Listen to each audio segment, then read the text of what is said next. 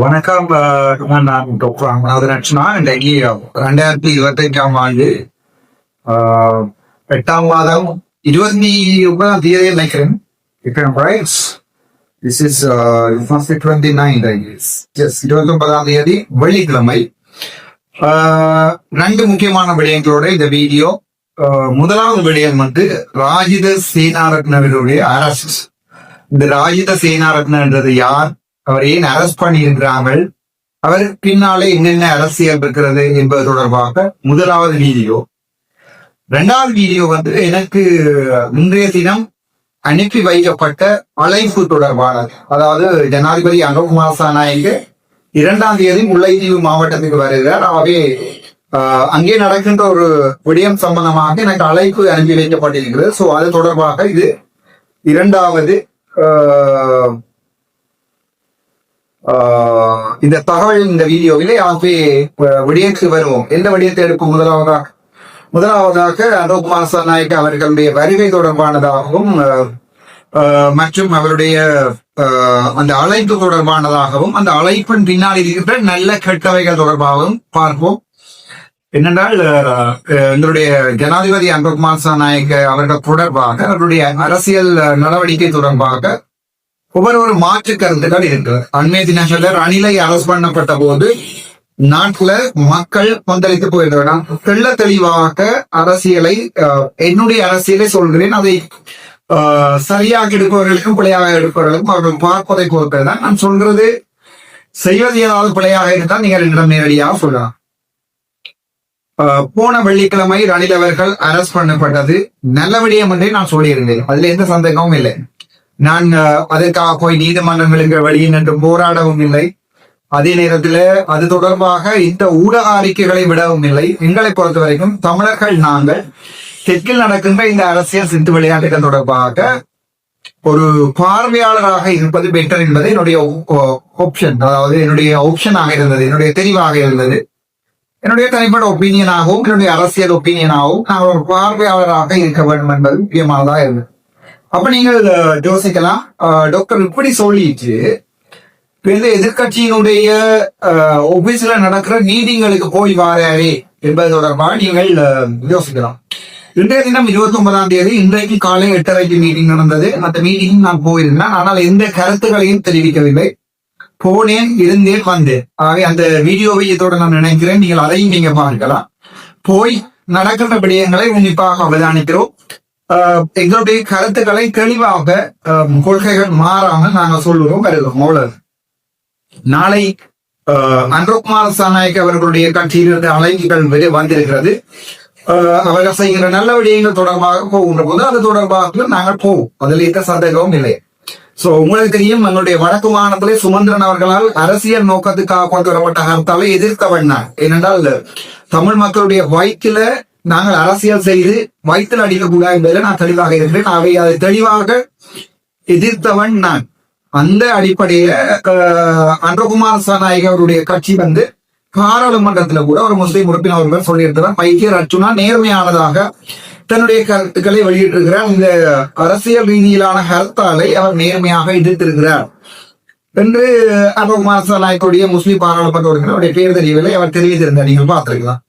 அதே நேரம் பாத்தீங்கன்னு சொன்னால் இது 2வது தடவையாக இன்றைய தினம் மீட்டிங் நடந்திருக்கிறது எதிர்கட்சி தலைவருடைய ஆபீஸ்ல. அதற்கு நான் போய் அதற்கு போயிருக்கிறேன். நாங்க கதைத்திருக்கிறேன். கதைக்க போறீங்களா? நான் என்னுடைய தனிப்பட்ட கருத்துக்கள் எதுவுமே இல்லை.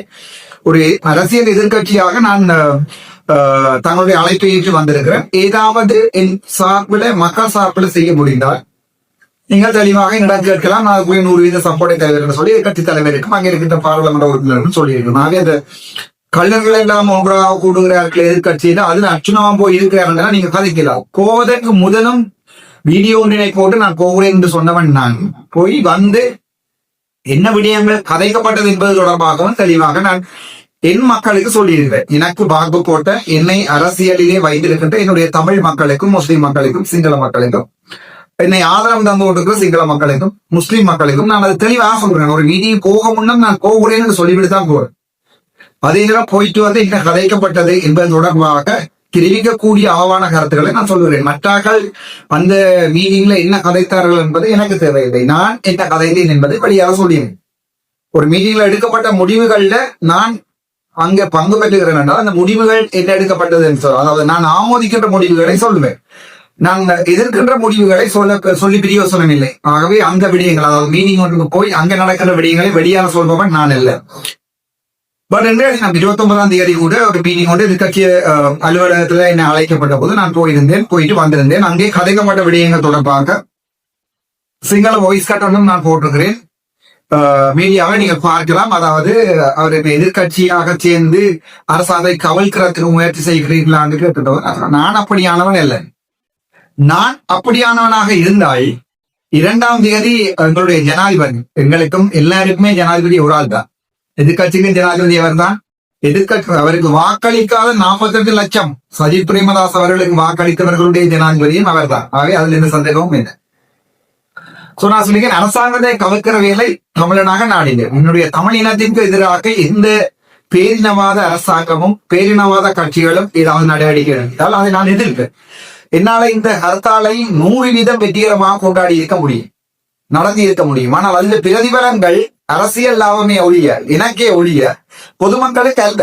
ஆகவே எனக்கு லாபம் எடுப்பதற்காக சாதாரணமாக ஒரு கடை வைத்திருக்கிற ஒருவரை நான் ஒருபோதுமே பாதிக்கின்ற அளவுக்கு அரசியல் நடவடிக்கைகள் எடுக்க முடியாத காரணத்தினாலேதான் நான் சொல்லியிருக்கேன் அந்த ஹர்த்தாலுக்கு நான் சப்போர்ட் இல்லை என்ற அடிப்படையில். ஆனால் இப்ப நீங்க சில பேர் நினைக்கலாம், வேற அரசியல்ல சுமந்திரன் கோல் பண்ண ஹர்த்தாலை இவர் எதிர்க்கிறாங்க. எனக்கு எதிராக இருப்பது கலிந்திரமார் போனம்பலம், ஸ்ரீதரன், என்னுடைய செல்வ பணக்கலநாதர் எல்லாருமே எனக்கு எதிரானவர்கள் தான். அரசியல் என்னுடைய போராட்ட காலம், அரசியலில் என்னுடைய எதிராளிகள். ஆனால் அவர்கள் எழுதிய கடிதங்களுக்கு கூட நான் சைன் வச்சிருக்கேன். ஆகவே எனக்கு அந்த குறுகிய அரசியல் மனப்பான்மை இல்லை. அதை நீங்க தெளிவாக விளங்கிக் கொள்ளலாம்.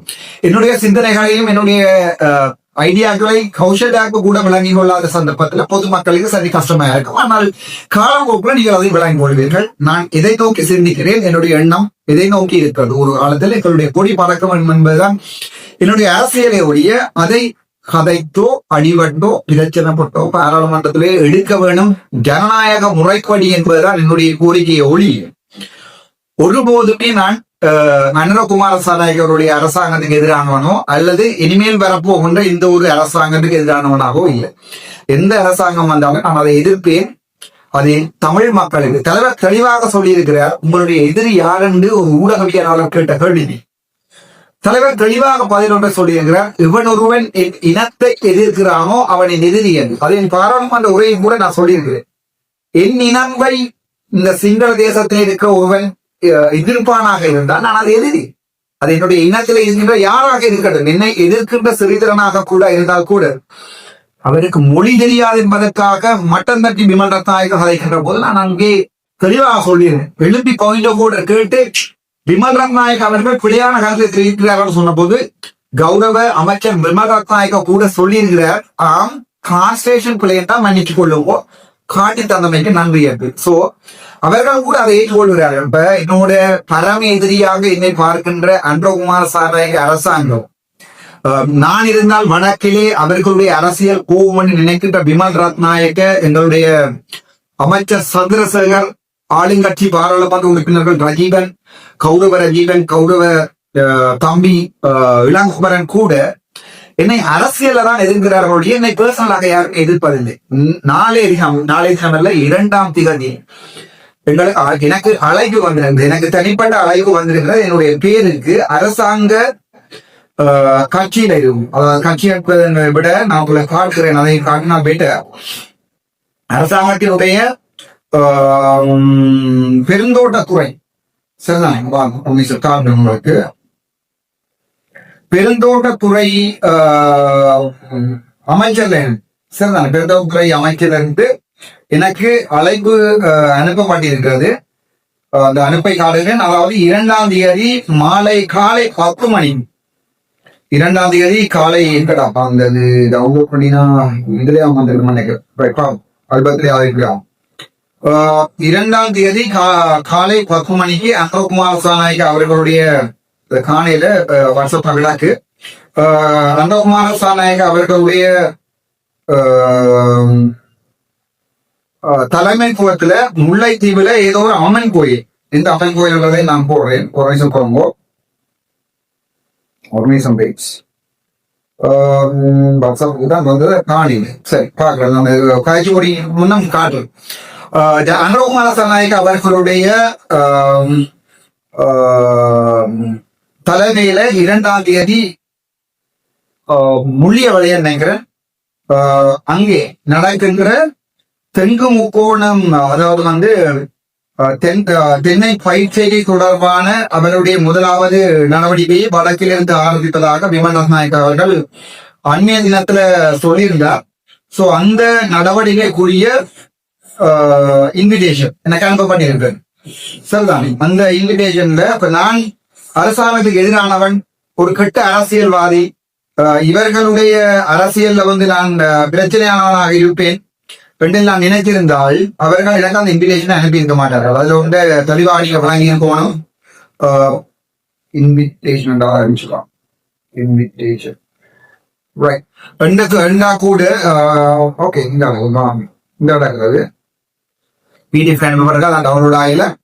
நான் அனுரகுமார சாநாயக் அவர்களுடைய அரசாங்கத்துக்கு எதிரானவன் நினைச்சிருந்தால் அவர்கள் அந்த இன்விடேஷன் அழைப்பிதழ் இருக்கிறது.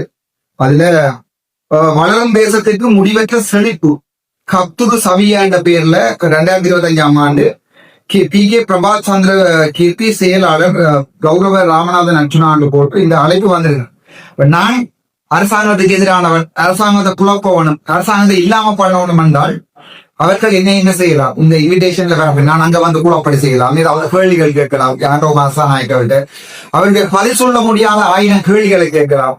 அவரை ஏளனம் செய்யலாம். அங்கே எந்த நடவடிக்கையும் எடுக்கிறாரு. ஆனால் அப்படி இருந்தும் அவர்கள் எனக்கு இன்விடேஷன் அழைப்பு விடுத்திருக்கிறார் என்றால் அவர்களுடைய அந்த அபிவிருத்தி நடவடிக்கைகளை அவர்கள் செய்கின்ற போது அதை ஏற்றுக்கொள்ளுகின்ற பக்குவம் எதிர்கட்சியில் இருக்கின்ற பாராளுமன்ற உறுப்பினர்களை அவர்கள் கட்டாயம் அழைப்பார்.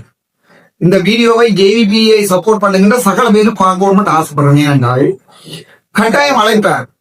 அதனால் தான் அழைக்கப்படுகிறேன். மற்றபடி எந்த மற்ற பாராளுமன்ற உறுப்பினர்களுக்கு அந்த அழைப்புகள் போயிருக்கிறதோ இல்லையோ எனக்கு தெரியாது. ஆனால் என்ன பொறுத்த வரைக்கும் எனக்கு ஜேவிபி அந்த அழைப்பு, என்பிபி அல்லது அந்த அமைச்சர் எனக்கு அழைப்பை விடுத்திருக்கிறார் என்றால் அங்கே அவர்களுடைய மனசுல இருக்கிறது அவன் நியாயமான விடயங்களுக்காக தான் தங்களோட சண்டை பிடிக்கிறான். அவன் சண்டை பிடிக்கிற விடயங்கள் தங்களுக்கு பாதிப்பு ஏற்படுத்தாத வகையில இப்படியாவது செய்யணும் மட்டும் அவர்கள் முயற்சிக்கிறார். எதிர்கட்சியில இருந்து கொண்டும் நல்ல விடயங்களுக்காக சண்டை பிடிக்க எவ்வளவு நல்ல விடயங்களை செய்யலாம். ஆகவே ஜனாதிபதி அவர்களுடைய அழைப்பிற்காக வார 2ஆம் தேதி காலை 10 மணிக்கு முல்லைத்தீவுல அனைவரையும் சந்திக்கும். நான் பகிரங்கமாகவே என்னுடைய யூடியூப்ல சொல்கிறேன். அது நல்ல விடயம். நல்ல விடயம்.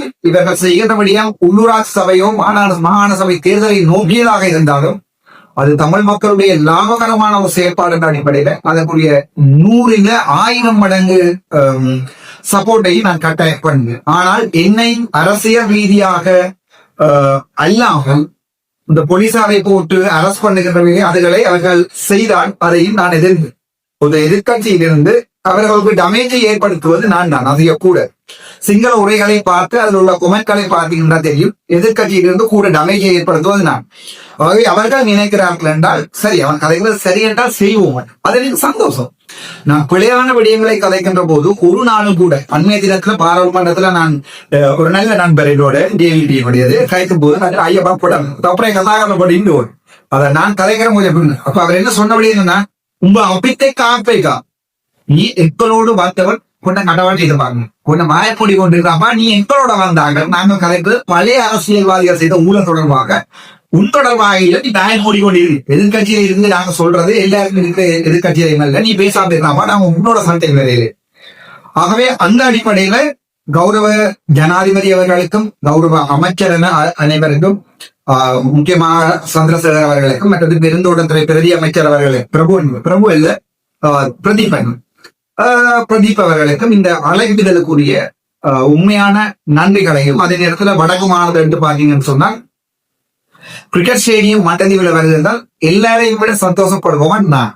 அதுல இந்த சந்தேகம் கிரிக்கெட் ஸ்டேடியம் மட்டதீவுல வருகிறது. சரி, இரண்டாவது விடயம் நீங்க பாத்தீங்கன்னு சொன்னால் வடக்கில் இருந்து தெங்கு முக்கோணம் ஸ்டார்ட் பண்ணுகிறார்கள். வடக்கில் இருக்கிற பயிரிடப்படாத காணிகள்ல தென்னை பயிர் செய்யக்கூடிய தெங்கு முக்கோண வேலைகளை ஆரம்பிக்கும். சந்தோஷப்படுவோம். கேகஸ் ஃபேக்டரியை மறுபடியும் ஆரம்பிக்க வெளியிடுகிறார்களா? சந்தோஷப்படுவோம். நான் அவர்கள் செய்கிற அபிவிருத்திட்ட நல்ல விடயங்களை நானே சொல்றேன். குறிகாட்டுவான் ஜெட்ஜி அதை திரும்ப மறுபடியும் செய்கிறார்களா? சந்தோஷப்படுபவன் நான். ஆகவே ஊழல்வாதிகளை கைது செய்கிறார்களா? சந்தோஷப்படுபவன் நான். எதிர்கட்சியில் இருந்து ஊழல் தொடர்பாக குரல் கொடுக்கின்ற ஒரே ஒரு பாராளுமன்ற உறுப்பினர் நானும் என்பதை அவர்களுக்கு நன்றாகவே தெரியும். நான் இந்த ஊழல் விடயங்கள்ல அவர்களில் ஒருவன். ஆனால் அரசியல் ரீதியான கைதுகளை நான் எதிர்ப்போம். ஆனால் ஒரு அரசியல்வாதி ஊழல்வாதியாக இருந்தால் ராஜித சேனாரத் தொடர்பாக இரண்டாவது விடயம் கலைக்கிறேன். அரசியல்வாதி ஊழல்வாதியாக இருந்தால் அரசு பண்ணுவதிலே எந்த தவறும் இல்லை. ரணிலுடைய கைது கூட நான் சொல்லியிருக்கிறேன். படுகொலை 2019 படுகொலை தொடர்பாக கைது செய்யப்பட்டிருந்தா சந்தோஷம். சந்திரிகா பண்டாரநாயகு குமாரதுங்க எங்களுக்கு செய்த செம்மணி படுகொலை தொடர்பாக அரசு பண்ணப்பட்டிருந்தால் சந்தோஷம். அதே நேரம் பார்த்தீங்கன்னு சொன்னால் கோத்தபாய ராஜபக்ச 2009 முள்ளிவாய்க்கால் படுகொலை தொடர்பாக கைது செய்யப்பட்டிருந்தால் சந்தோஷம். ஆனால் அப்படி அல்லாமல் சின்ன சின்ன அதாவது பணத்தை திருப்பி வேண்டக்கூடியவர்களை வழக்காக போடுவதில் நான் அந்த சின்ன விடயங்கள்ல இந்த வழக்கடை போக்கு அனுப்பா சனாயக அரசாங்கம் சிங்கள மக்களிடையே மூஞ்ச உடைபடுவதை நான் விரும்புகிறேன். அதான் நான் சொல்லுவேன். மூக்குடைபடுவதுன்னு சொல்றார்கள். இதனால் இந்த வழக்கு வெயில் கொடுக்க போகின்ற இவர்களுக்கு பிரச்சனையான நான் பாராளுமன்ற உரையே சொல்லியிருப்பேன். இவ்வளா தெம்மதமே அப்பே கலிங்கி தப்பு ஜனாதிபதிமா ரணிந்த தெம்மது அப்ப தத்தது அப்ப துண்டாதை நானே கலைந்திருக்கேன் சொல்லி 2-3 நாள் என்ன எனக்கு தெரியும். இவர்கள் அப்படியான சின்ன சின்ன குற்றச்சாட்டுகள் நீதிமன்றங்கள்ல நிரூபிப்பது சரியான கஷ்டம். சொல்வார்கள் அவர் ஜனாதிபதி என்றபடியால் அவர் அங்க போனார் இங்க போனார். அதாவது 2019 கொலை வட்டலாங் அதாவது ஈஸ்டர் குண்டுபடி வட்டலாங்கு படுகொலை இவைகள் தொடர்பா இவர்கள் கலைந்திருந்தால் நான் சந்தோஷப்பட்டிருந்தேன். எஸ் அந்த வழக்குல போடப்பட்டிருந்தால் தமிழ் மக்களுடைய வாக்கு பெருமளவாக ஜேவிபிக்கு போயிருக்கு. மற்ற மாநசபை தேர்தல் சொல்லுவேன். ஆகவே இங்கே நான் செய்வது தமிழருக்கான அரசியல். நீங்கள் என்னதான் எந்த அரசியல்வாதியை ஜேவிபி ஒதுக்கி நினைக்காங்க ராமநாதன் அர்ச்சுனாவை ஒதுக்குவது என்பது கஷ்டம். ஏனென்றால் நான் யதார்த்தமாக கதைக்கின்ற ஒரு அரசியல்வாதி. நான் கதைக்கின்ற விடயங்களில் கொலை இருந்தால் நீங்கள் கீழே கொமெண்ட் பண்ணலாம். உங்களுடைய கொமெண்டை அனைத்தையுமே நான் வாசிப்பவன். தயவு செய்து ஒரு கொமெண்ட் பண்ணிவிட்டு போங்கள். இரண்டாவது ஒரு நீங்கள் ஒரு லைக் அல்லது ஒரு ஷேர் பண்ணிவிட்ட சந்தர்ப்பத்தில் இந்த வீடியோக்கள் கூட யூடியூப்க்கு 3க்கு வரும். பொதுமக்கள் கூட பார்ப்பார்கள். ஆகவே அனுபவ அரசாங்கம் செய்கின்ற அபிவிருத்தி நடவடிக்கைகளுக்கு என்னுடைய மனப்பூர்வமான நன்றிகளும் அதே நேரத்தில் மனப்பூர்வமான வாழ்த்துக்களும். அந்த மீட்டிங்ல நான் கட்டாயம் 2ஆம் தேதி கலந்து கொள்வேன். 1. 2வது விடயம் ராஜித சேனாரத்ன இன்றைக்கு யார் சொல்ல உங்களுக்கு எல்லாரும் ராஜித சேனாரத்னு சொன்னாங்க.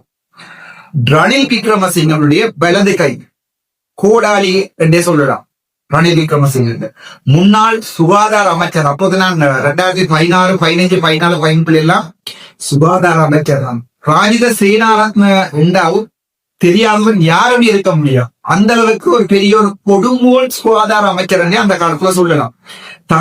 அவரோட டென்டல் பாசம் பல்கலைக்கழகம் தந்த வைத்திய வீடு என்று சொல்வார்கள். பல் மருத்துவம் கூட பாசம்.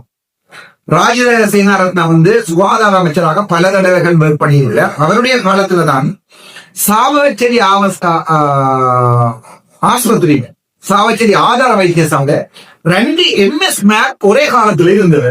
அந்த கதை உங்களுக்கு தெரியுமோ தெரியா? அவர் சொல்லுவாங்க. நான் சொல்லுகிறேன். 2019 ஆண்டு நான் முதலாக சாவச்சேரியில 18ஆம் ஆண்டு ஆகஸ்ட் மாதம் 26ஆம் தேதி முதலாக சாவச்சேரிக்கு அப்பாயின்மெண்ட் போகும்போது அங்கே ஒருவர் வந்தார். அவருடைய பேர் பசுபதி அச்சுதன். நான் போய் ரங்கி கார் நிப்பாட்டி போட்டு போய் கதைக்கு போகும்போது அங்க 2 பேர் ஆம்புலன்ஸ்ல முன்னுக்கு இருக்கிறார். பசுபதி அச்சுதன் டாக்டர் பசுபதி அச்சுதன். அப்ப அச்சுதன் நல்ல பிரச்சனை இல்லாம சோ அவருக்கு இவர் தான் எம்எஸ்என். சரி அவரோட கழிச்சிச்சு அதுக்கு அப்பாயின்மெண்ட் எடுத்துக்கொண்டு போறேன் சாவச்சேரி. போய் ஒரு கொஞ்ச நாட்கள்ல திருப்பி முதல்வர் பசுபதி அச்சுதன் அவருக்கு அப்பாயின்மெண்ட் யார் கொடுத்தான்னு சொன்னா இந்த ராஜித சேனாரத்ன ஜாழ்ப்பாணத்துல இருக்கிறது NDS நொதர்ன் டாக்டர்ஸ் போராட்டம் GMOக்கு எதிராக உருவாக்கப்பட்ட NDS. அந்த காலத்துல ராஜித சேனாரத்ன வயது முதிர்ந்த டாக்டர்ஸ் மேல எல்லாரையுமே NDF ஆக உருவாக்கி ஒரு ட்ரேட் யூனியனாக மாற்றி வடக்கு மாகாணத்துல GMOக்கு எதிராக NDF இயக்கி கொண்டு வருது. சோ NDF-க்கு கொடுக்கக்கூடிய அவருடைய கையால இயங்கி கொண்டு வந்ததுதானே அந்த NDF.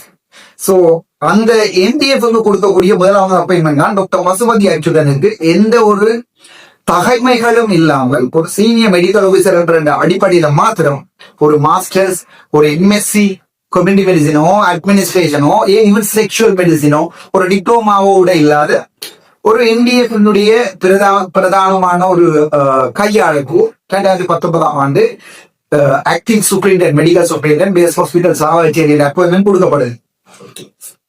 அதே நேரத்தில் ராஜித சேனாரத்ன அரசியல் இருந்து வெளியாக போயிட்டு புதுசாக வந்த செயலாளர் திருப்பி ஒரு அப்பாயின்மெண்ட் கொடுக்குறாரு. நான் கெஹலிய அப்போக்கெல்லாம் வந்த நேரங்களில் திருப்பி இன்னொரு அப்பாயின்மெண்ட் கொடுக்குற டாக்டர் எம் தயாலினிக்கு அவ வந்து MSc அட்மினிஸ்ட்ரேஷனோட qualified medical administrator first appointment. நான் பாஸ் அவுட் பண்ணி எப்படி சாவச்சேரி வந்து ஃபர்ஸ்டா அது மாதிரி அவாவும் பாரா MS-ஆ. சோ சாவச்சேரியில் இருக்கிற 1-2 பேர் இந்த அச்சுதனுடைய இந்த கொடுங்கோல் ஆட்சிக்கு தாங்க இல்லாத கொஞ்சம் பேர் தப்ப இந்த புதுசா ஒரு MS வரைக்குள்ள பின்னர் 4 மணிக்கு பிறகு வந்து ஹாஸ்பிட்டல்ல வாங்குறா. இந்த சாவச்சேரி வந்து கணக்க வரலாறு கேளும்.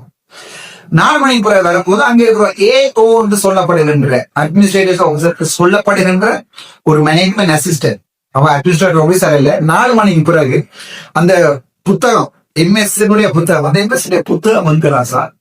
அந்த கதைகளை நேவையில அந்த MSc மேன் வந்தவங்க சைன் பண்ற அந்த புத்தகம் இல்ல. 4 மணிக்கு பிறகு வந்து நான் வைத்தியசாலையை பொறுப்படுத்தி விட்டது கொண்டு சைன் பண்றா. மேளம் அடிச்சு மாலை எல்லாம் போட்டு வெடியெல்லாம் கொளுத்தி ஹாஸ்பிட்டலுக்குள்ள கொண்டு வரணும். அந்த நேரத்துல MS ஆகிறது யாரு? ஏற்கனவே பசுபதி அச்சுதனோட இருக்கிற. சோ அடுத்த நாளுடைய காலம் பகுங்களுக்கு எங்களுக்கு MS நாட்டுல 2 வீரர்கள். அந்த நேரம் நான் நேரம் ரணில் விக்ரமசிங்கவும் கோத்தப இவர் யாரு மஹிந்த ராஜபக்சவும் பிரதமர். ரணில் விக்ரமசிங்கவும் பிரதமர், மஹிந்த ராஜபக்சவும் பிரதமர். ஒரே நேரத்துல சாவச்சேரியில 2 MS, டாக்டர் பசுபதி அச்சுதனும் டாக்டர் M தயாளி மகேந்திரனும் MS. இப்படி ஒரு வரலாறை உருவாக்கினவர் தான் இந்த ராஜித சேனாவும். அதுக்கு பிறகு இவருக்கு கொடுக்கப்பட்ட அப்பாயின்மெண்ட் கவர் என்றபடியால் புதுசா வந்த செக்ரட்டரி சந்திரகுப்தா கடிதம் எழுதி அனுப்புறாரு இவருக்கு டாக்டர் பசுபதி அச்சுதனுக்கு. இதுல எக்ஸாக்டான தரவுகள் இத்தனையாம் தேதி என்ன அனுப்பப்பட்ட கடிதங்கள் தெரியாது. கடிதம் கொண்டு எழுதி அனுப்புற நீங்கள் MSc-ல எப்ப வீட்டை போக. அதுக்கு பிறகு பசுபதி அச்சுதன் மரணி வைத்தியசாலைக்கு வந்து இடமாற்றம் செய்யப்படுகிறார். இப்படி கொடுக்க முடியாத அப்பாயின்மெண்ட்கள், பிள்ளையான அப்பாயின்மெண்ட்களால தான் சுகாதாரத்துறை நாசமாயின. நான் கூட வருகின்ற போது அங்க இருக்கின்ற போது அதுக்கு பிறகு அப்பாயின்மெண்ட்கள் வழங்கப்பட தொடர்பாக வழக்குகள் இருக்கிறது. ஆகவே நான் இந்த விமர்சனங்களையும் செய்யவில்லை.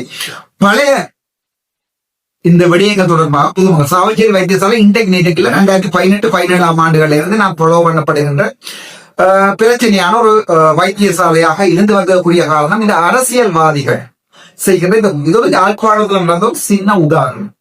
இதை விட பெரிய பெரிய பெரிய பெரிய ஊழல்கள் செய்து முக்கியமாக ஏதோ ஒரு துறைமுகம் ஒன்றுல துறைமுகத்துக்கு வந்து நிலம் வெட்டிங்களா அந்த மண்ணை அள்ளி கொண்டு போவதற்கு அனுமதி கொடுத்திருக்கிற சேனாரத்ன அள்ளி கொண்டு போவது கொடுத்த அனுமதி அந்த கிட்ட 180 மில்லியனோ 200 மில்லியன் பெறுமதியான நஷ்டம் அரசாங்கத்துக்கு ஏற்படுத்தப்பட்டிருக்கிறது என்று சொல்லி இந்த ராஜித சேனாரத்ன அவர்களுக்கு வந்து அனுபவ அரசாங்கத்தால வழங்கப்படும்.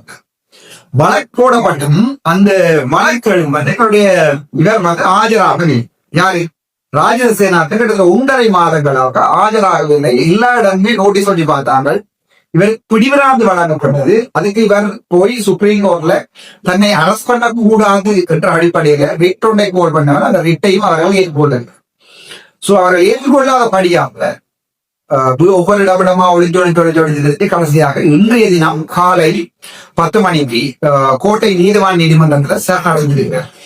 சரணடைந்திருக்கின்ற சந்தர்ப்பத்துல கோட்டையில சரணடைந்திருக்கின்ற சந்தர்ப்பத்துல இன்றைய தினம் அவருக்கு நினைக்கிறேன் 14 நாட்களுக்கும் இன்னமும் விளக்க மறைகளுக்கு அனுப்பப்பட்டிருக்கிறது. ஆகவே இந்த 2 விடயங்கள் நேரம் வீட்டு போட்டுனா கண்ணு கவலையான விடயங்கள். இந்த 2 விடயங்கள் ஒரு சாதாரண குடிமகனாக சாதாரணமாக யாழ்ப்பாணத்தை ரீப்ரசன்ட் பண்ணுகின்ற பாராளுமன்ற உறுப்பினராக அன்பகுமார சாநாயக அவர்களுடைய பொறுத்த வரைக்கும் மாகாண சபையில நாங்கள் இதை செஞ்ச நாங்கள் சொல்லக்கூடிய ஒரு வெற்றியான விடயம். சோ அந்த விடயத்தை நான் கட்சி அரசியல் செய்கிறேன். Because I have no politics in party politics.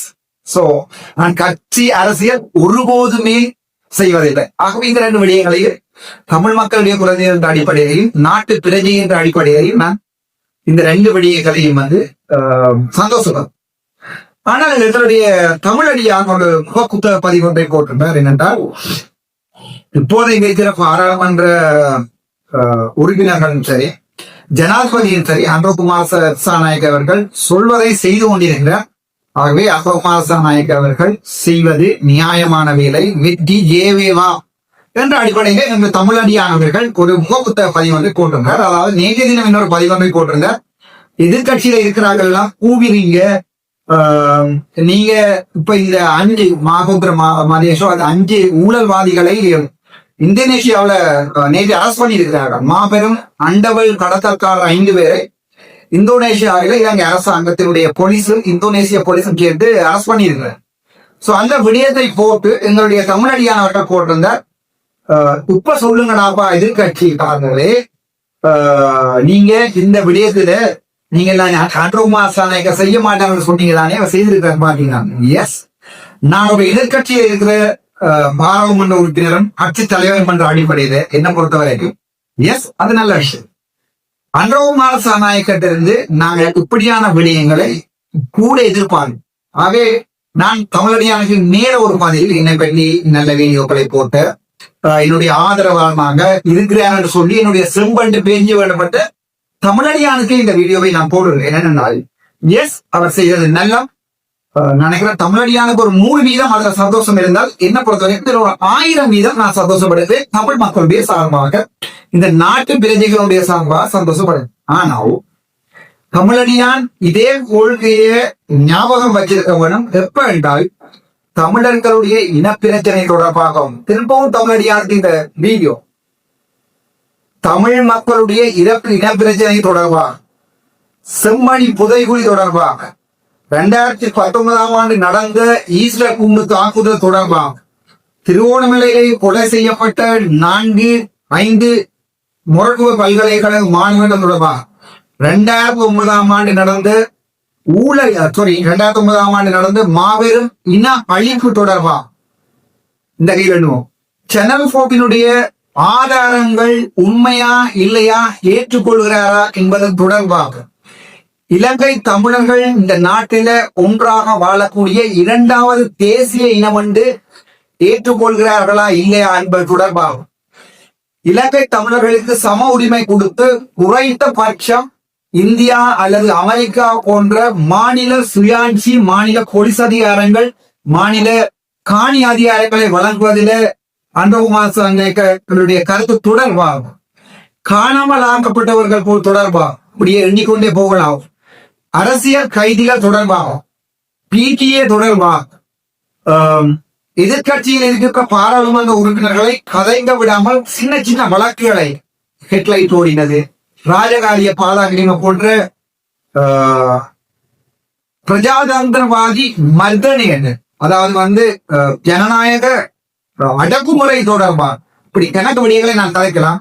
இது தொடர்பாக தமிழடியா எதிர்வரும் காலத்துல எங்களுடைய அன்றகுமார் திசாநாயக்கருடைய உண்மையான செயற்பாடுகள் தொடர்பாக வீடியோக்களை போடுமாக உங்களுடைய கருத்துக்களை நான் பார்த்து கொண்டிருப்பது தொடர்பாக எங்களுடைய தமிழடியானுக்கு ஒரு பகிரங்கமான அறிவு.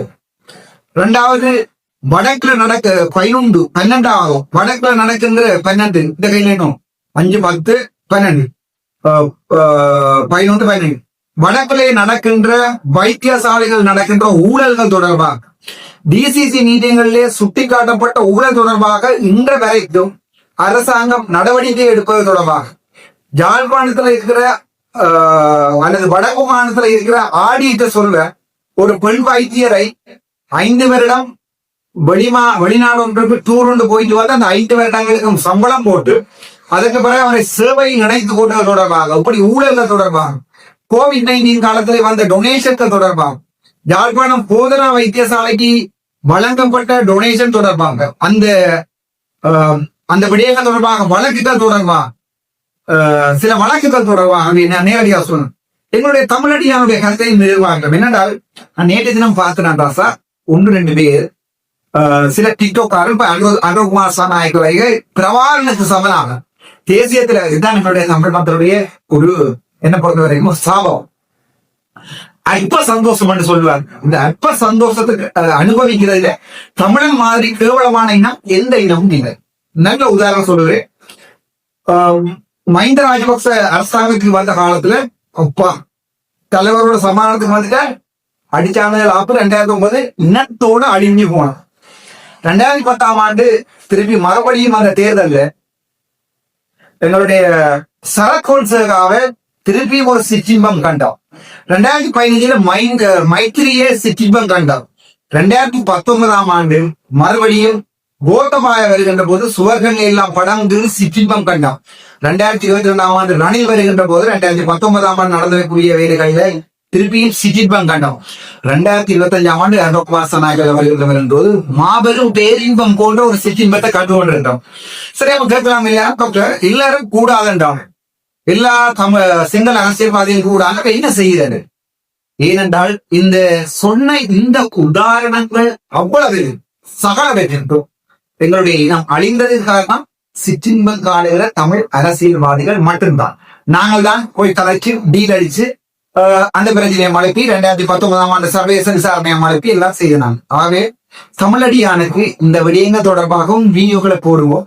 ரைட், உங்களுடைய கருத்தை நான் ஏற்றுக்கொள்றேன். தமிழடியானுடைய கருத்து முக்கியமாக அந்த 5 பாதாள கோஷ்டிகள் அரசு பண்ணப்பட்டது தொடர்பான கருத்தை நான் ஏற்றுக்கொள்கிறேன். ரணிலுக்கு போடப்பட்ட வழக்கு தொடர்பாக நான் போய் ரணில் வாழ்க்கையிலேயே போய் ஹாஸ்பிட்டல்ல எனக்கு அந்த சில்லற அரசியல் எல்லாம் இல்லை. அல்லது வெள்ளிக்கிழமை பிடிச்சு கொண்டு ஒரு அறிக்கை ஒன்று விட்டு விலாங்கு மீன் மாதிரி சுமந்திரன் மாதிரி இங்க ஒரு தலை அங்க ஒரு தலை காட்டையிலே நான் ஒரு நீதி நேர்மையான அரசியல்வான். என் இனத்துக்கு துரோகம் செய்ய மாட்டேன். அந்த வரைக்கும் ஜெனிவாவுக்கு போறது இருந்தேன். ஆனால் அதுக்குரிய நடவடிக்கைகளை உதவி செய்யாத காரணத்தால போக முடியல. அடுத்தடுத்த வருகின்ற UN ஜெனரல் கவுன்சில்ல போகும். இங்கேயும் ஒரு அரசியல் இருக்கிறது. இதை வடிவாக நோட் பண்ணிக்கொள்ளுங்க. இங்கேயும் ஒரு அரசியல் இருக்கிறது. அந்த அரசியலை அடுத்த மாதத்துல உங்களுக்கு தெரியும்.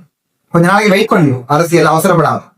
சோ நான் செய்கின்ற அரசியல் தந்திர ராஜதந்திர நகர்வுகள் நெறித்தனமான அரசியல் நகர்வுகளுக்கு பின்னால என்னுடைய தமிழ் இனத்திட்ட வரலாறு, என் தமிழினத்தின் எதிர்காலம் இந்த ரெண்டும் இருக்கும். அதற்காகத்தான் சில நரித்தனமான அரசியல் செய்கிறது சொல்லிக் கொடுத்தான் செய்கிறேன். ஆகவே தமிழடியானுக்கு ஒரு பகிரங்க வேண்டுகோள். அவர் 12-13 விடியம் கேட்டிருந்தேன். நான் அதுக்கு ஏன் பண்ணா பதில சொல்லுவோம். உங்களுடைய அனுகுமார் நாயக்க தலைவர் உங்களை விட நான் தான் ஜனாதிபதி தேர்தலில் அனுகுமார் நாயக் அவர்களை அவர்தான் ஜனாதிபதியா வந்து நாங்கள் கதைச்சு பேசக்கூடிய ஜனாதிபதி என்று சொல்லி போட் போட சொல்லி கடைசியாக கேட்டால் நான் 2 பேருக்கு அரசியல் தெரியாது. முதல்ல வச்சு சஜித் பிரேமதாச ரெண்டு பேருக்கு பிறகு ரணில் விக்ரமசிங்க கூப்பிட்டு கதைக்கின்ற போது போனேன். மீட்டிங்ல கலந்து கொண்டு திரும்பி அனுகுமார் வெளி வேற அடிப்படையில் அவருக்கு சப்போர்ட் பண்ணது. நாங்கள் அவருடைய கட்சிக்கு போனதோ அவருடைய கட்சியில போய் பின்பரிசையில் இருக்கிற கூவடிக்கிற பாராளுமன்ற உறுப்பினராக மாறுவது நாம் அதை நட்சணம் இல்லை. எனக்கு ஒரு தனி அரசியல் அடையாளம் என்போம். இப்பவும் அனுகுமார் நாயக்கருடைய கட்சிக்கு நான் சப்போர்ட், அவர்கள் செய்கின்ற நல்ல விடயங்களுக்கு சப்போர்ட் என்ற பணியாகத்தான் இன்றைக்கும் அழைவு வந்திருக்கிறது. அதை தெளிவாக விளங்கிக் கொள்ளுங்கள்.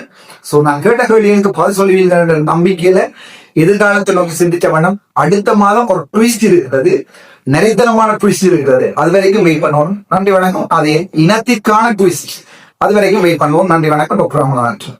தேங்க்யூ.